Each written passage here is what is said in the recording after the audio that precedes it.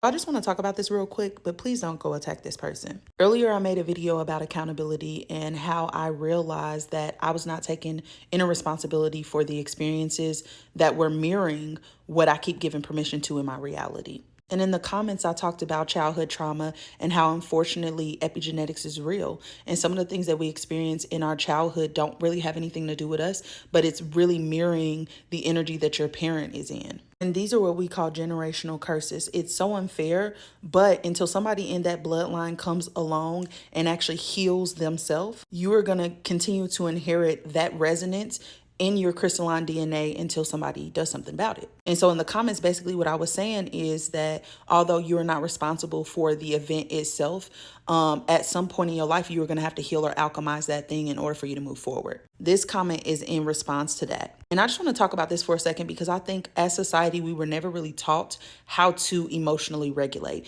And so we have a whole bunch of people in society who suffer from emotional fragility. And I don't mean that in a negative way. I mean, that's how the system was set up. And because we were never really taught how to alchemize our emotions, what we end up doing is over-identifying with our wounds. And I am a person who also over-identified with my wounds. This was really hard for me to accept, and this was also really hard for me to move on from. But this is something that I've been learning this last couple of years. And so I just want to share this perspective just because I hope to reach somebody who is ready for this. So one thing that I realized is that I was wearing the things that I've been through as like a badge of honor to basically qualify me for the depth that I was providing other people, the wisdom that I was providing other people. But not only that, I felt like it was a testament to my worth because I've went through these really challenging things and survived. And I just wanted somebody to acknowledge them or validate them or whatever the case may have been. But what I did not realize is that your mind cannot tell whether or not you are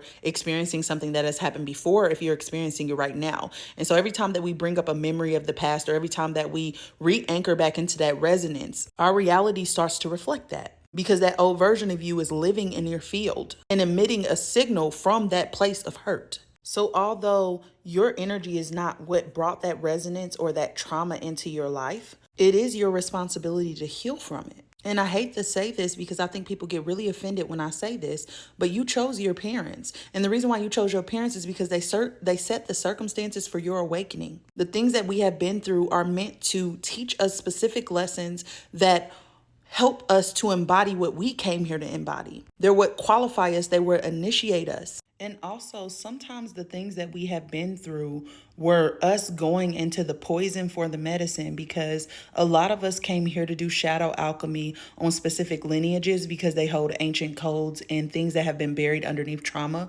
for a very long time, right? And so in order for us to understand what the people before us have been through, we have to experience it. Even though some of them are really intense and really harmful and really detrimental to us. And I hate that it's that way. I wish it was different, but that is the truth of the matter. And I think we struggle to understand in this reality because we have a low capacity to hold nuance. We live in polarity consciousness where only one truth can exist at once. But the truth of the matter is we are multidimensional, multifaceted beings, and multiple things are happening at one time and multiple truths are existing in the same space. Is it unfair? Yes. Is there scientific research about this very thing? Yes. And at some point, and this is what we don't like to hear, at some point, that person is no longer doing anything to you because you refuse to let it go. You are re-traumatizing yourself. And I say that with all the compassion in the world and as a person who was doing it to myself as well. That person gets to move on with their life and not even think about it again. But your refusal or over-identification with that specific thing is what is keeping you stuck and stagnant.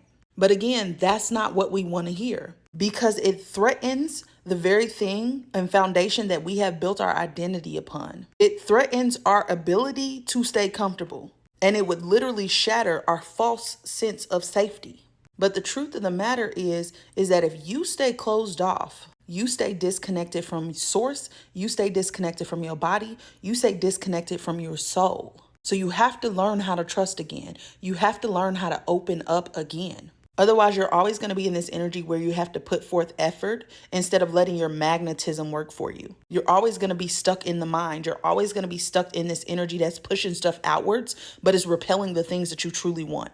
And I just want to say, I'm sorry to hear what you have been through. You know, I'm a person who has been through a lot in my life as well. And I say this with all the compassion and love in the world for you. And based on the comment, I honestly don't believe that you'll be able to receive this. But I wanted to still put it out there just so you can understand my perspective, but also so that other people could understand why it's so important that you do not over identify with your wounds and you allow yourself to be another version of yourself, because you're not that version that experienced that.